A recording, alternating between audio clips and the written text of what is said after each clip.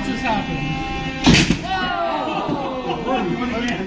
This video is about iteration and an unlikely star robot of mine named Dynamic Event Simulation, or D.E.S. The robot weighs 150 grams and is a two-wheel drive vertical spinner, armoured with a wide plough up front to take hits from opponents.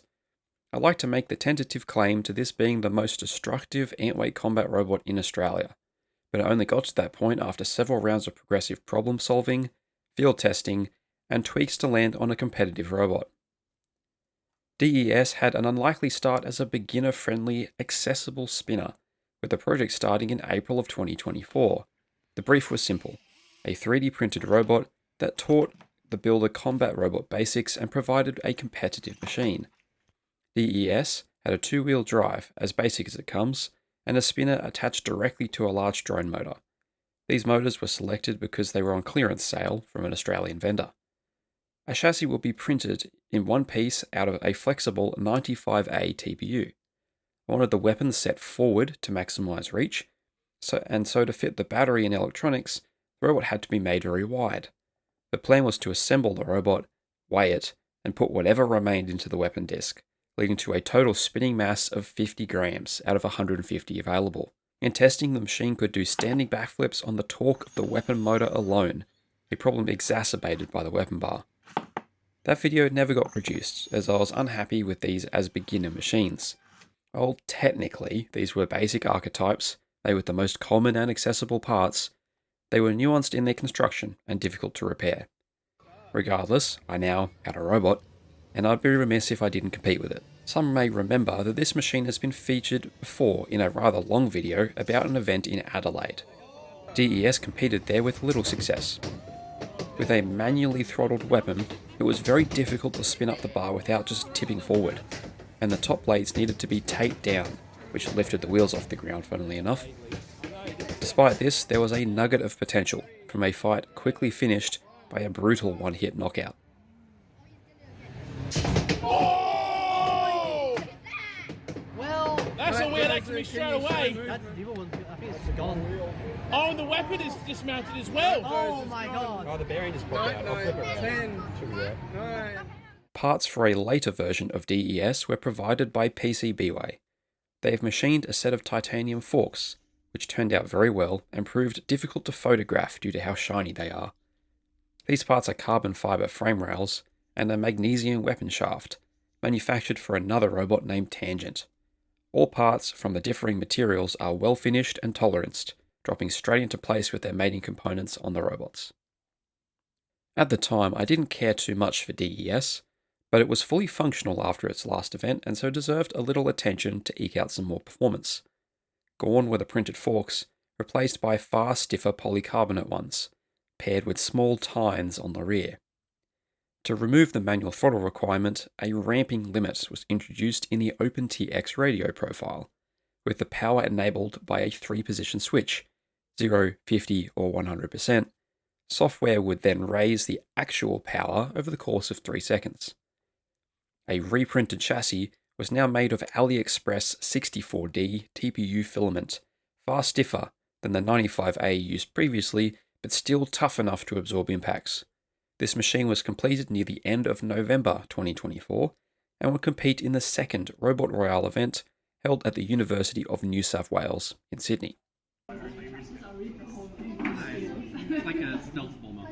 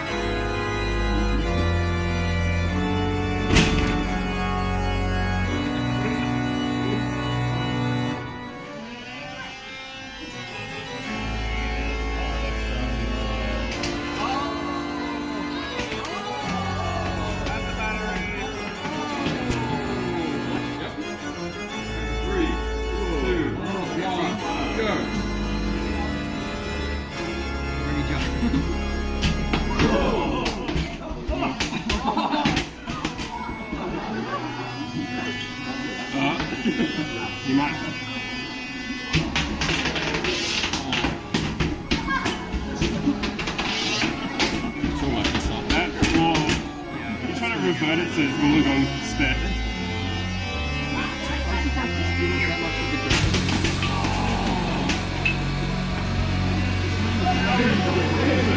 I'm done. Driving.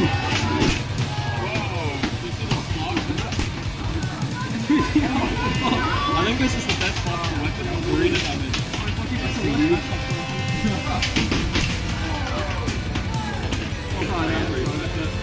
There you go.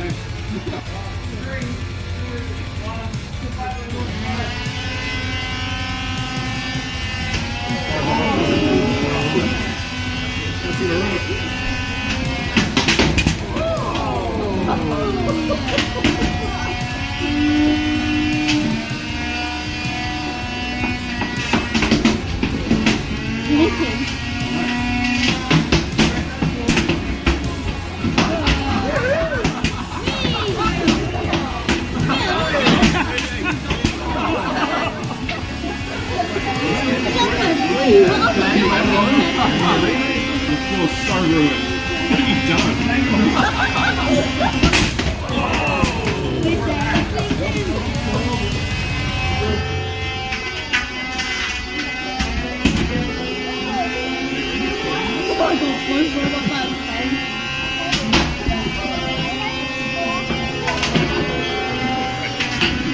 Oh no! Oh no!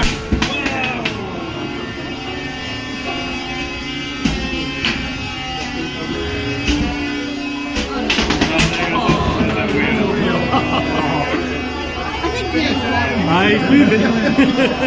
That's movement.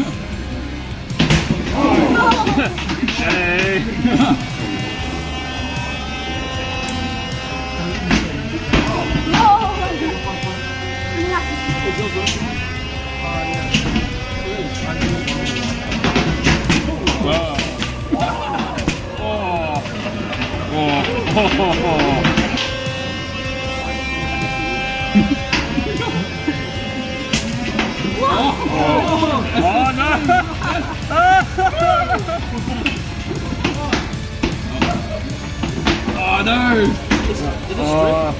Oh no! 2, 1, right.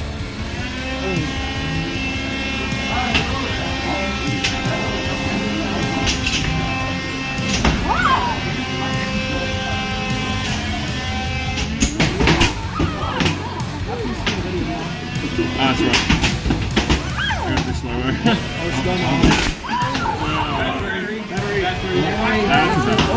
Hey, I'm not gonna...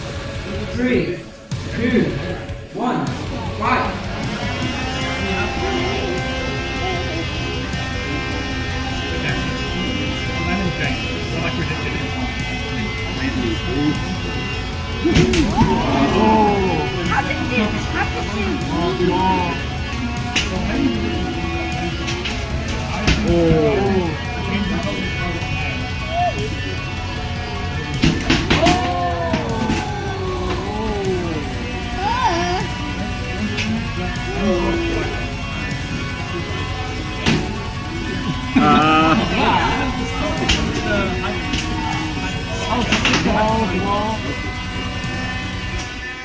Get me.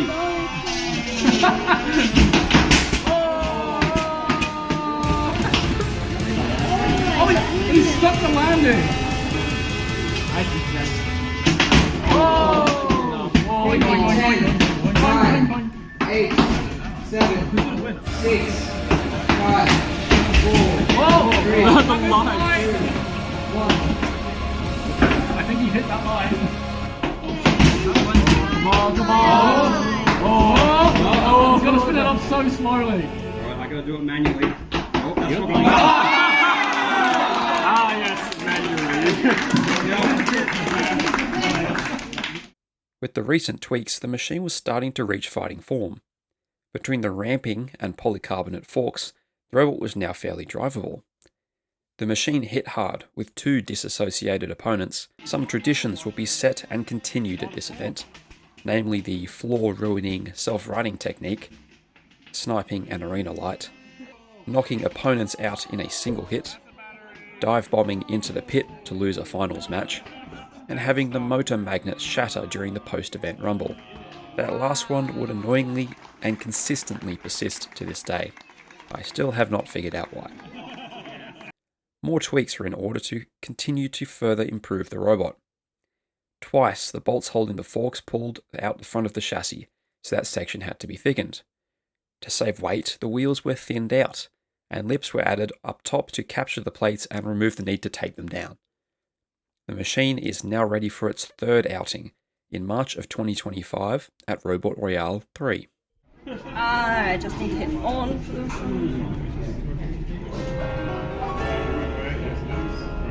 You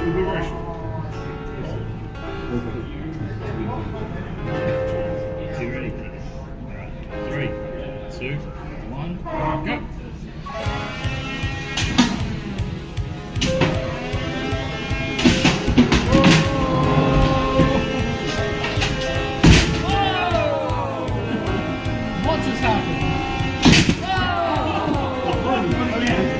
Mode is so cool. Yeah, I see why you wanted that slow motion fight. Jesus.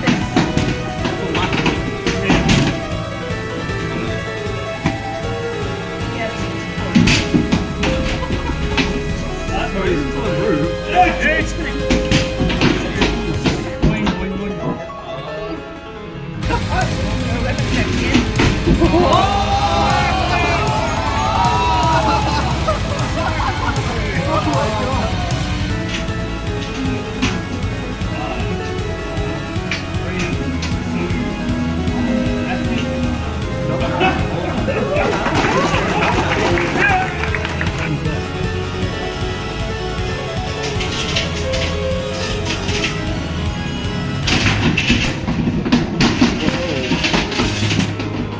Oh! Oh, it's a wheel.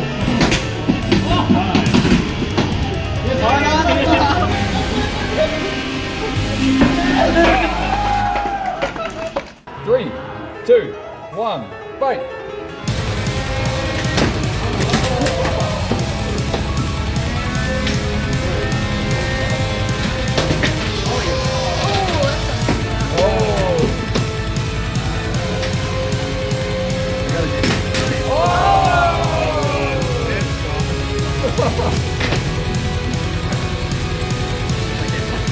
Yeah, the entire weapon's gone.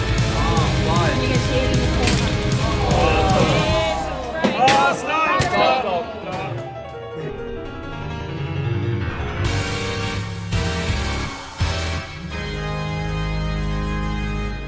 3, 2, 1, fight!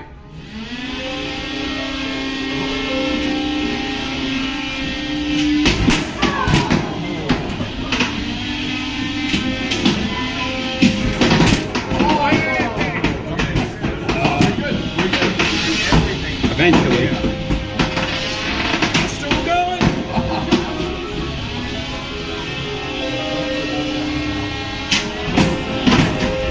Stop. Battery. 2, 1, fight!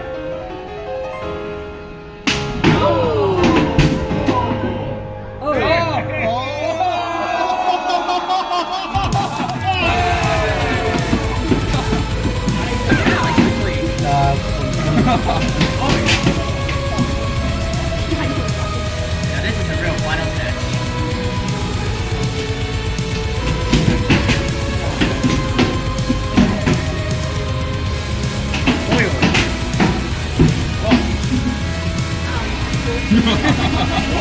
Yeah, that's what I started. Of course it's like that. 10 and 30. Of course I'm champion. The red is good. Control motion there. Whoa. Pit and 10.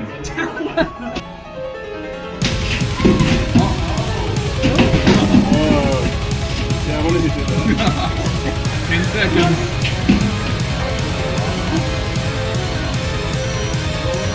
Five, 4, 3, 2, 1. That's it.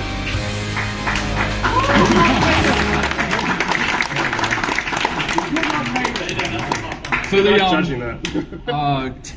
the weapons still work, both of you. Oh, hell, hands. Damage seems pretty consistent.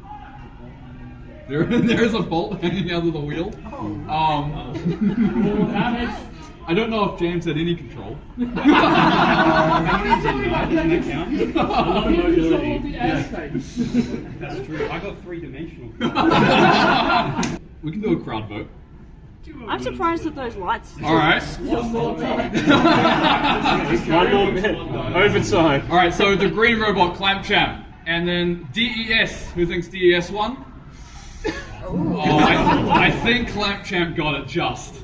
Well done. Congratulations. DES continues to hit hard, with 3 more areas to improve were identified at this event. Firstly, the TPU wheels were just pressed on up until now, and so they pulled off when they were hit.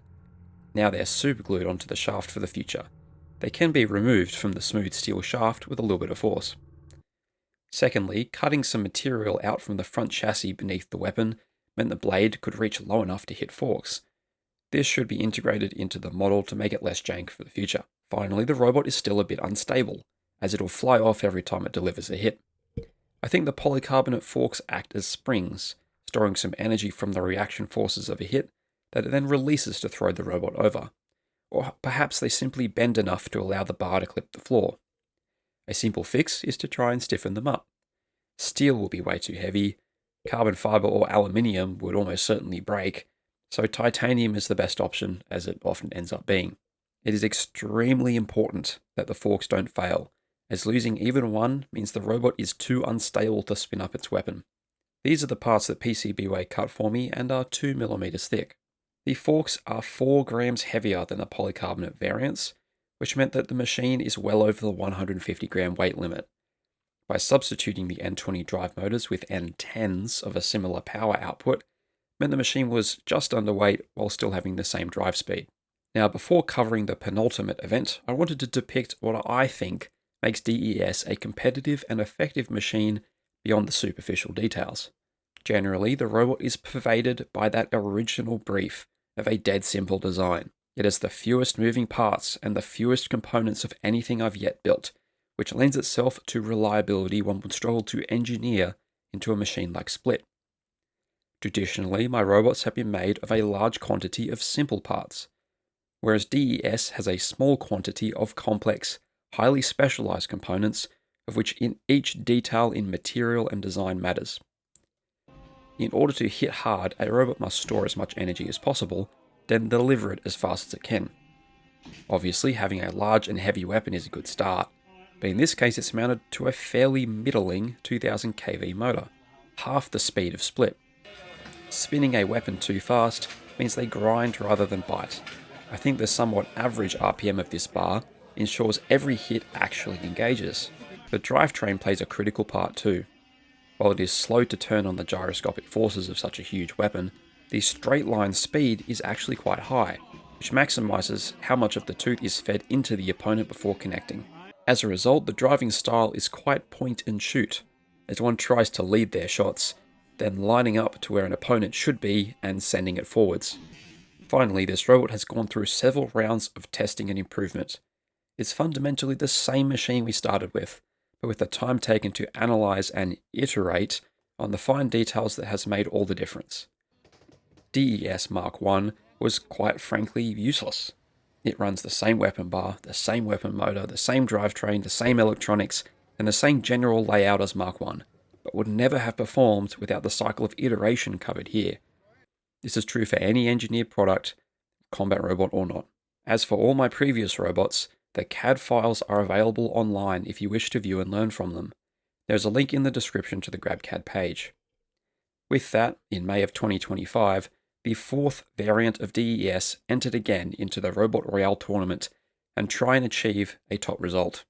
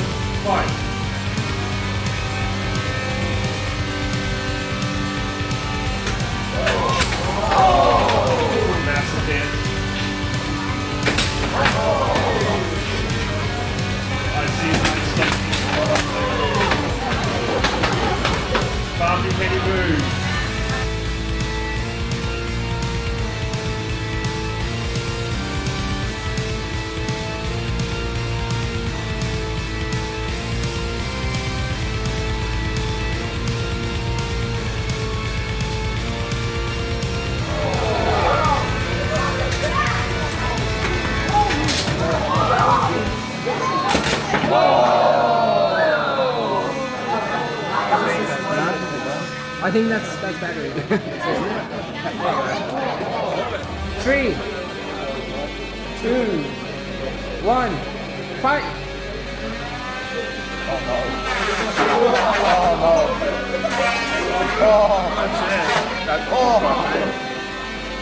Not battery just yet.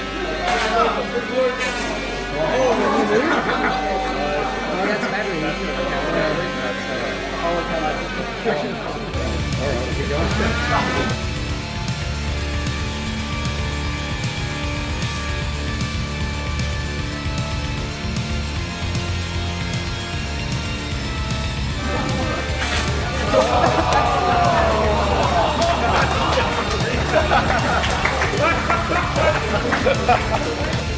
Three, 2, 1, fight!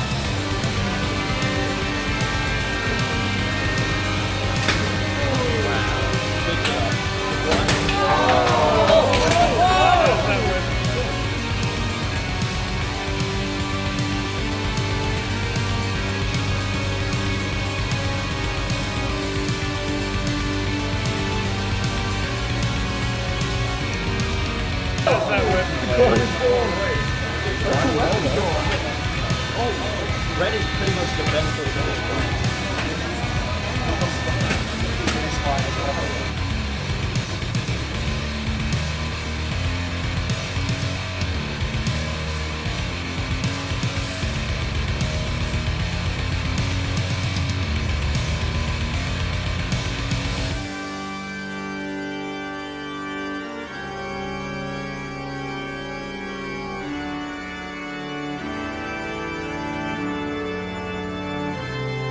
I don't know how they get that.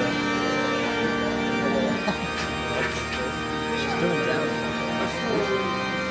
Oh! That's a battery. That's a battery.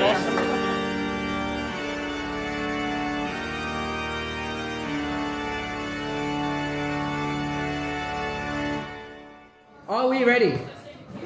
Good match. Good luck. Two event organizers have to do. They're both event organizers, they didn't rig this. 3, 2, 1, fight!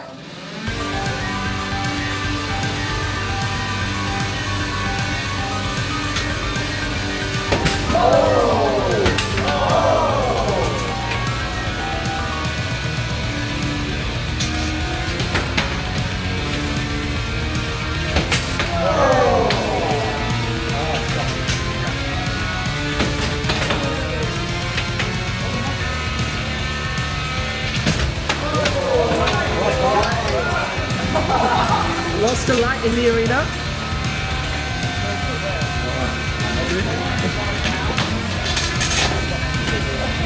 The robot's free.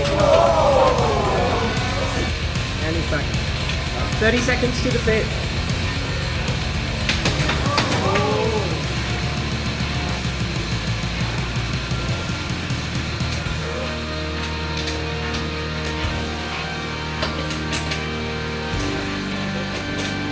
Hit in 9, 8, 7, 6, 5, 4, 3, 2.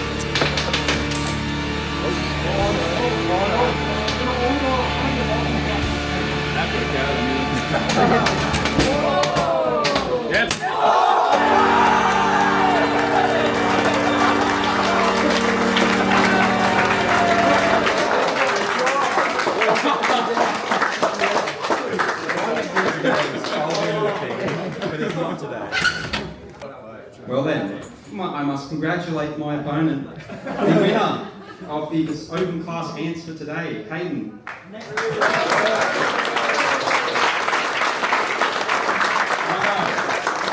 Give it 5 minutes, and we're going to have the plastic rumble. Now here's the problem, 28 robots. So I want to see a show of hands. Unfortunately, despite my best efforts, D.E.S landed in second place for the third time in a row. A deserving win for Chlorophyll, as despite being down a drive side and much of its weapon support hardware, it continued to take hits until I ended up in the pit. Hayden's robot has a milled HDPE chassis with thick, air-gapped TPU armor all around, and a bent titanium sheet to support the weapon. One would be hard-pressed to hit harder in the Ant-weight class, so he might have found the first functionally indestructible combat robot. D.E.S was in top form for this event, hitting opponents into the roof so hard the tools placed there would jump some distance into the air. The machine didn't need any repairs, the only work done to it was charging the battery. Stiff forks made it far more stable, and it could generally follow up a hit rather than just fly around. Robot Royale 4 was our biggest Ant-weight event yet, with 48 robots, including plenty of new builders with fresh ideas. Bite Me was a machine made out of a plastic takeout container and packing foam that made it to the quarterfinals. Most spinners couldn't touch its armor and would succumb to the pit in short order. It would change its appearance each fight, switching out foam blocks to best suit an upcoming opponent. Blackout featured a large aluminium weapon blade, 4-wheel drive, and a self-righting arm made from an Allen key. After winning its first fight, it was the only robot in the competition to damage D.E.S, tearing off a chunk of our chassis in the first engagement.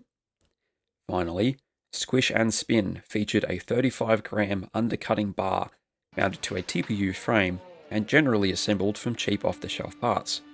As a rookie builder, Harry took it all the way to the semi-finals, then won third place by defeating Angus's Dead Cat Bounce.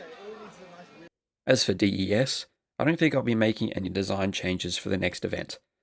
The finals here could potentially have been won by playing more conservative, and it had made the entire tournament with only a single scratch.